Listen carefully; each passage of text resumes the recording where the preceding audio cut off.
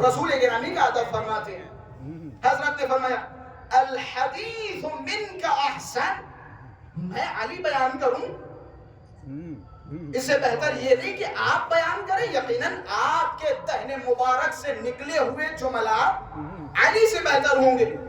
رسول گرامی نے وہ پورا واقعہ بتایا کہ کیا کیا ہوا، کیف و کیف، کیسے کیسے جناب صدیقہ نے آپ سے سوال کیا. یہ دیکھیں ہمیں تعلیم دینے کے لیے حضرت امیر رسول گرامی سے سوال کر رہے ہیں. یا رسول اللہ، نور فاطمہ من انوارنا، کیا فاطمہ کا نور بھی ہمارے نوروں میں سے ہے؟ کیا فاطمہ کا نور بھی ہمارے نوروں میں سے ہے؟ روایت کے الفاظ انہی گنہگار آنکھوں سے روایت پڑھی. رسول گرامی نے جیسے ہی سنا رسول کھڑے ہوئے کہ بے شک نور فاطمہ ہمارے انوار میں سے ہے. بات اگر یہاں ختم ہو جاتی تو میں رکتا نہیں. روایت کے الفاظ ہیں کہ جیسے ہی رسول گرامی نے فرمایا نور فاطمہ ہمارے نوروں میں سے ہے، روایت کے جملے سلمان فرماتے ہیں، ابو ذر عمار فرماتے ہیں سلمان میں نے اپنی آنکھوں سے دیکھا جیسے ہی رسول گرامی نے فرمایا نور فاطمہ ہمارے انوار میں سے ہے، فوراً علی بن ابی طالب سجدے شکر میں گئے، اللہ تبارک و تعالیٰ کی بارگاہ میں شکریہ ادا کیا. ابھی عمار نے بات ختم نہیں کی. جب تھوڑی دیر آگے چلے، آگے چلنے کے بعد رکے کہ سلمان ایک چیز اور دیکھی، ایک چیز اور دیکھی جو میرے لیے سب سے عجیب و غریب تھا، سب سے عجیب و غریب. اور میرے خیال سے ہم میں سے بہت سارے افراد جب حرم میں جاتے ہیں، مشہد و نجف جاتے ہیں، تو بعض علماء کو، بعض لوگوں کو دبے پاؤں پیچھے کی طرف آتے ہوئے دیکھتے ہیں تو تعجب کرتے ہیں اور کہتے ہیں کہ جناب دیکھو کتنا مولائی ہے، کتنا مولا کا چاہنے والا ہے، زری کی طرف پیٹھ نہیں کرتا. یہ ہماری اور آپ کی نظر میں بہت بڑی فضیلت ہے ایک آدمی کے لیے کہ جناب اتنا مخلص ہے، اتنا متقی پرہیزگار ہے کہ جب یہ مولا کی زری کے پاس جاتا ہے تو تب تک پیچھے کے پاؤں کے ذریعے چلتا چلا آتا ہے، الٹے پاؤں چلتا چلا آتا ہے جب تک زری اس کی نظروں سے ہٹے نہ، یعنی زری کی طرف پشت کرنا گوارا نہیں کرتا. اسے کتنی بڑی فضیلت سمجھتے. اب آئیے جناب عمار فرماتے میں نے دیکھا جب امیر المؤمنین جناب صدیقہ سے محو گفتگو تھے، بات ختم کی، فرجع رجوعا قهقرا، میں نے علی کو الٹے پاؤں چلتے ہوئے دیکھا. علی شہزادی کی طرف پیٹھ نہیں کر رہے، الٹے پاؤں چلتے ہوئے دیکھا کہ میں حیران و پریشان ہو گیا. علی اتنا احترام کر رہے شہزادی کونین کا. یہی وجہ آداب زیارت میں سے ایک ادب یہ ہے کہ آپ معصومین کی طرف پیٹھ نہیں کر سکتے، خواہ ان کی زندگی میں یا پھر جب ان کے مزارات پہ آپ جائیں. بھئی ہمارا عقیدہ تو یہی ہے نا کہ ہم جس امام کی قبر پہ جا رہے ہیں اور السلام علیک کر رہے ہیں تو گویا ان کو سلام پیش کر رہے ہیں، وہ سلام کا جواب دے رہے، وہ حاضر و ناظر ہیں. وَرَجْعَ رُجُوعًا قَهْقَرًا، علی الٹے پاؤں فاطمہ کے سامنے سے آئے، جناب صدیقہ کی طرف پیٹھ نہیں کی. یہ مقام شہزادی کبریٰ ہے، یہ مقام شہزادی کونین ہے. عمار فرما رہے ہمارے یہاں بعض اوقات حرم میں جاتے ہیں تو بڑی بے ادبیاں بھی کی جاتی ہیں. جب اتباعت معصومین علیہ السلام پہ دیکھیں، بعض اوقات ہم جاتے ہیں ایسے ہی دندناتے ہوئے گھستے چلے جاتے ہیں، ایسا لگتا ہے کہ جیسے ہمارے ابا حضور کا گھر ہے. یقیناً یقیناً یقیناً علی بن ابی طالب کا گھر ہے، یقیناً اہل بیت اطہار کا گھر ہے، ہم ان کے بیٹے ہیں. لیکن ادب و احترام کا تقاضا یہ ہے کہ دروازے پہ کھڑے ہوں، اذن دخول طلب کریں. جب آپ زری کے پاس جائیں تو ان تمام آداب کا خیال رکھیں جو آداب آپ امام حاضر کے سامنے بجا لائیں. اہل بیت اطہار کے ادبات کا مرتبہ ہے، مقام ہے.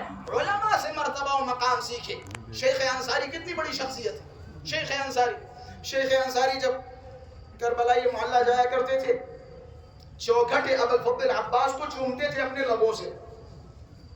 مولا عباس کی چوکھٹ کو اپنے لبوں سے چومتے تھے. کسی صاحب نے سوال کیا شیخ انصاری سے, آپ کا کتنا بڑا مقام ہے, کتنا بڑا مرتبہ ہے, آپ جھک کے مولا کی چوکھٹ کو اپنے لبوں سے چوم رہے ہو؟ شیخ انصاری سے سوال. شیخ انصاری نے فرمایا جناب یہ تمہاری غلط فہمی ہے کہ شیخ انصاری عباس کی چوکھٹ چوم رہا, کہ شیخ انصاری تو اس مقام کو چوم رہا ہے جہاں عباس کے زائرین کے قدم پڑے ہوں. یہ مقام ہے اہل بیت اطہار کی ازواج کا. شیخ انصاری اس مقام کو چوم رہا ہے جہاں زائرین ابوالفضل عباس کے قدم پڑے ہوں. اب ذرا سوچیں, فرجع رجوعا قہقرا, علی ابن ابی طالب تمام کمالات کے باوجود, تمام فضائل کے باوجود جناب شہزادی کے پاس سے آ رہے تو الٹے پاؤں واپس آ رہے. یہ گویا بتانا چاہ رہے ہیں کہ اس شخصیت کی اہمیت کیا ہے ہم اہل بیت اطہار کی نظر میں, ان کی اہمیت کیا ہے, ان کا مقام کیا ہے. یہ مقام و اہمیت اس لیے بتائی جاتی ہے تاکہ مظلومیت کا اس طرح تصور کیا جا سکے جس طرح اہل بیت اطہار نے سمجھانے کی کوشش کی. جناب صدیقہ سلام اللہ علیہا کی آج ہم سب پر لازم و واجب و ضروری ہے کہ مدد کرے. ہر انسان اپنی حیثیت کے مطابق مدد کرے, ہر انسان اپنی اوقات کے حساب سے مدد کرے. آپ سے جو ہو سکتا ہے وہ مدد کرے. ٹھیک ہے جناب, آپ 70,000 قرآن ختم کیجئے, 1,00,000 رکعتیں نماز ختم کیجئے, آپ پوری زندگی یا رسول اللہ یا رسول اللہ یا رسول اللہ یا رسول اللہ کرتے رہیے. آخر میں جناب صدیقہ کے معاملے میں ہلکے پن کا شکار ہو جائیے. میں بہت ذمہ داری کے ساتھ الفاظ کہہ رہا ہوں. پوری زندگی سب کچھ کیجئے, سب کچھ کیجئے, لیکن جناب صدیقہ کے معاملے میں ہلکے پن کا شکار ہو جائیے کہ یہ قرآن آپ کا پڑھنا, نمازیں آپ کا پڑھنا, دن رات یا رسول اللہ کرنا آپ کو جنت دلوا سکتا ہے, جنت دلوا سکتا ہے. اچھا آئیے جناب, انصار کتنے بافضیلت ہیں. انصار سے زیادہ تو آپ نے مدد کی نہیں ہے. یہ جو بعض اوقات کہتے ہیں کہ جناب ٹھیک ہے رسول گرامی سے محبت کرتے ہیں, اہل بیت اطہار سے بھی محبت کرتے ہیں, لیکن جناب صدیقہ کے معاملے میں ہلکے, جناب صدیقہ کے معاملے میں ہلکے, جناب صدیقہ کی شہادت قبول نہیں کرتے. کیا ایسے لوگوں کو کہا جا سکتا ہے کہ جناب یہ مورد غضب خداوند متعال قرار پائیں گے؟ فضیلتیں گنوانا شروع کر دیں گے, جناب یہ تو ایسے ہیں, یہ رسول اللہ کے مددگار ہیں, یہ رسول اللہ کے چاہنے والے ہیں. ان کے لیے ضمناً عرض کرتا چلوں, حضرت امیر علیہ السلام نے انہی لوگوں کو خطاب کرتے ہوئے فرمایا فَاعْتَبِرُوا, شیطان سے عبرت لیجئے, شیطان سے سیکھیے. مولا شیطان سے سیکھے, جی شیطان سے سیکھیے. شیطان سے کیا سیکھے جناب؟ شیطان کس کا مخالف تھا؟ کس کا مخالف تھا؟ شیطان اللہ کا مخالف تھا. آپ جو دلیل بنا کے پیش کر رہے ہیں کہ جناب ٹھیک ہے جناب صدیقہ کے معاملے میں ہلکے, جناب صدیقہ کی شہادت قبول نہیں کرتے, جناب صدیقہ کی مظلومیت قبول نہیں کرتے, لیکن رسول اللہ سے بہت محبت کرتے ہیں, دیگر تمام معاملات کو فالو کرتے, موحد ہیں. ان کے لیے مثال, شیطان کس کا مخالف تھا؟ اللہ کا مخالف تھا. اللہ کا مخالف تھا. اللہ کا مخالف تو تھا نہیں. بار بار کہہ رہا تھا پروردگارا تو اجازت دے تو تیرے لیے نمازیں پڑھوں, تو اجازت دے تو تیرے لیے روزے رکھوں. شیطان اگر مخالف تھا تو کس چیز کا؟ اسجدوا لہ, آدم کو سجدہ کرو. شیطان بار بار مخالفت آدم کے سجدہ کرنے کی کر رہا ہے, آدم کے سجدہ کرنے کی کر رہا ہے. شیطان کہہ رہا ہے پروردگارا تیرے لیے نمازیں پڑھ رہا ہوں, تیرے لیے روزے رکھ رہا ہوں, تیرے لیے عبادتیں کر رہا ہوں, تیرے لیے رکوع کر رہا ہوں, تیرے لیے سجدہ کر رہا ہوں, لیکن آدم کو سجدہ نہیں کروں گا. اللہ تبارک و تعالیٰ نے اصرار کیا اس موضوع پر.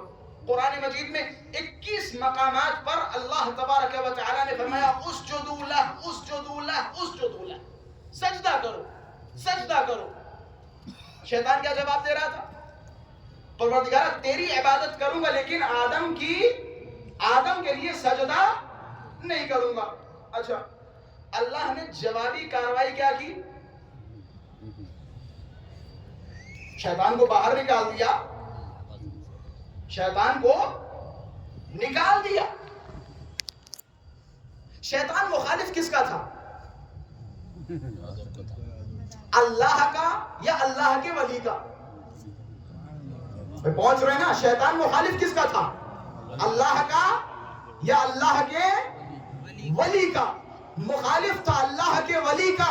بار بار دعوے کر رہا تھا پروردگارا تو اجازت دے میں تیرے لیے سجدہ کروں، تو اجازت دے میں تیرے لیے رکوع کروں، تو اجازت دے میں تیرے لیے نمازیں پڑھوں. لیکن اللہ نے شیطان کو باہر نکال کے یہ قانون بنا دیا کہ دیکھو جو بھی ہمارے ولی کی مخالفت کرے گا اس کا حال شیطان کی طرح ہوگا.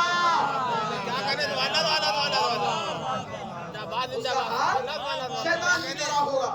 اب لاکھ آپ رسول گرامی سے محبت کے دعوے کیجئے، لاکھ دعوے کیجئے، سوال یہ اٹھے گا کہ جناب آپ شہزادی صدیقہ کبریٰ کے معاملے میں کیسے ہیں؟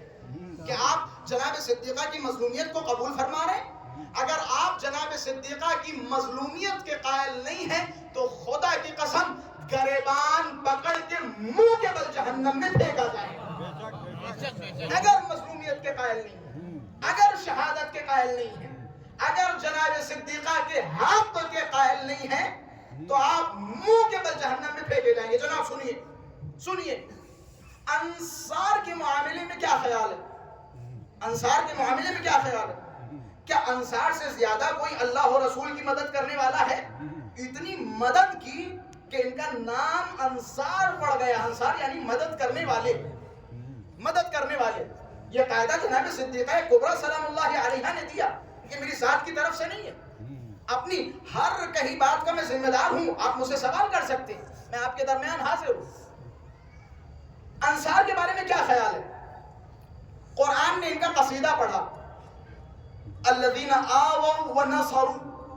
انصار یہ وہ لوگ ہیں کہ جنہوں نے رسول کو پناہ دی، رسول کی مدد کی. میں ایک مقدمے کی طرف لے کے جا رہا ہوں اور انشاءاللہ اسی مقدمے پہ مسائل کی طرف مڑ جاؤں گا. کون انصار؟ جنہوں نے اللہ و رسول کی مدد کی.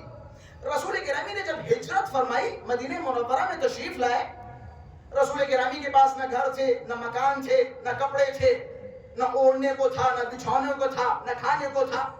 یہ انصار آگے بڑھے، انہوں نے بڑی مدد کی، گھر بنا کے دیے.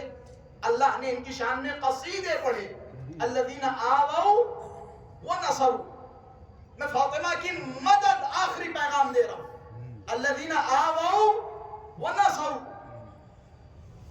جنہوں نے اللہ کے بندے، اللہ کے رسول کو پناہ دی،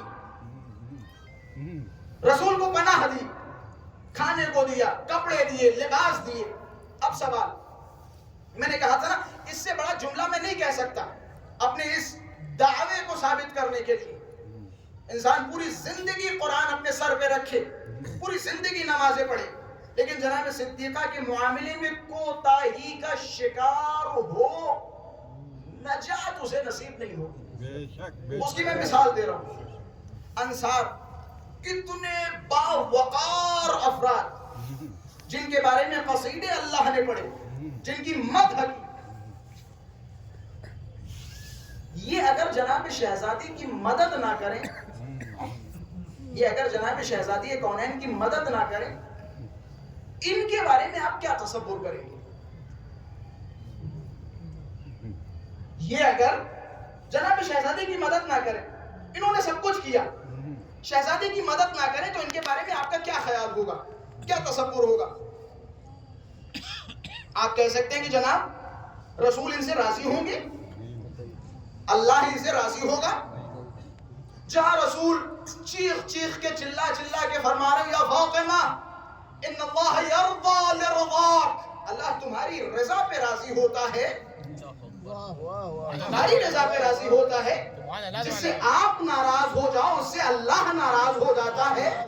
اب اگر انہوں نے فاطمہ کو ناراض کیا ہو تو رسول راضی کیسے ہو سکتے؟